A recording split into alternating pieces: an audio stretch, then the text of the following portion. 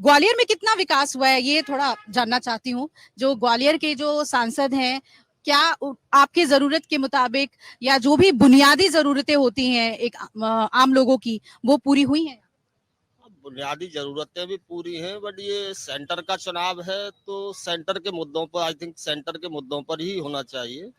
अभी आप डेवलपमेंट देखिए, रोड इंफ्रास्ट्रक्चर देखिए, रेलवे इंफ्रास्ट्रक्चर देखिए, बाकी जो अंतर्राष्ट्रीय मुद्दे भी हैं, जैसे कि जो अभी सर ने बोला कि जो विदेशों में पहले स्थिति थी इंडिया की, उसमें काफी इम्प्रूवमेंट्स है। और जो इंडिया से बाहर जाके काम करने वाले लोग हैं, अभी जब अंतर्राष्ट्रीय जैसे कि रसिया और यूक्रेन में युद्ध हुआ, तो वहां से जो एजुकेशन के लिए जो लड़के गए थे या जो यूथ गया था उसको बाहर निकालना, इकोनॉमी की कंडीशंस है। आज इंडिया 5वें पायदान पर है, जो कि 2014 से पहले मनमोहन सिंह जब छोड़ के गए थे तो वो 10th उस पर था, रैंकिंग पे था, जो कि आज 5वें पर है।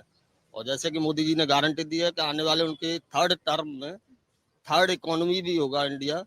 तो ये सब चीजें, सिक्योरिटी काउंसिल में हमारी जगह भी पक्की यस होगी, ये यस। बातें मैनिफेस्टो में भी है। लेकिन एक बात बताइए, आपके ग्वालियर लोकसभा सीट के बारे में कहा जाता है कि यहाँ के जो ब्राह्मण वोटर्स हैं, 3 लाख के करीब हैं ब्राह्मण वोटर्स, वो बहुत, हाँ, तो ऐसे में कहा जाता है कि वो बहुत अहम रोल प्ले करते हैं। तो प्रवीण पाठक कहीं नहीं है क्या इस मुकाबले में? जब सीधी टक्कर कही जा रही है तो ब्राह्मणों का तो सपोर्ट मिलेगा उनको?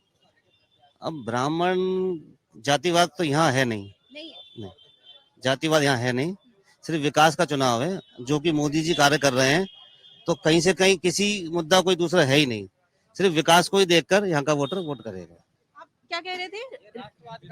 ये राष्ट्रवाद का चुनाव है, कोई जातिवाद का चुनाव नहीं है। ये मोदी जी काम कर रहे हैं, मोदी जी के लिए वोट डालेंगे, कोई जातिवाद का चुनाव नहीं है ये। लेकिन जाति को देखकर ही पार्टीज जो हैं वो उम्मीदवार उतारती हैं, उस पर क्या कहेंगे?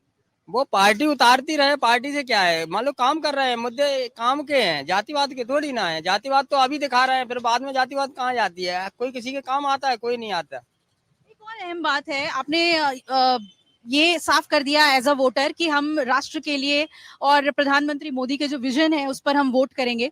लेकिन एक और अहम बात है, जो इंडिया गठबंधन जो मुद्दे उठा रही है, संविधान को लेकर, महंगाई को लेकर, बेरोजगारी को लेकर और लोकतंत्र को बचाने के लिए ये चुनाव वो बता रही है, वो बातें क्या कहीं से भी अपील नहीं करती है एक आम वोटर को? इंडिया गठबंधन के पास कोई मुद्दा नहीं है, कोई सोच नहीं है, उनकी कोई विचारधारा नहीं है। वो भी सब क्या, इंडिया गठबंधन स्वार्थ का गठबंधन है। उनमें सब अपने आप को प्रधानमंत्री मान के चुनाव लड़ रहे हैं। और वो लोकतंत्र की कैसे वो कर सकते हैं इस देश के अंदर? वो काला अध्याय भूल सकते हैं देश के बाद ही, जब ये इमरजेंसी लगाई थी, किसी भी सड़क चलते आदमी को जेल में ठूंस दिया गया, कहीं भी नसबंदी करा दी गई। तो वो आज लोकतंत्र की कैसे दुआई दे सकते हैं? और संविधान में जो जरूरी संशोधन आवश्यक होंगे वो करेंगे। ये सब चीजें, उस फैसले का भी आप स्वागत करते हैं।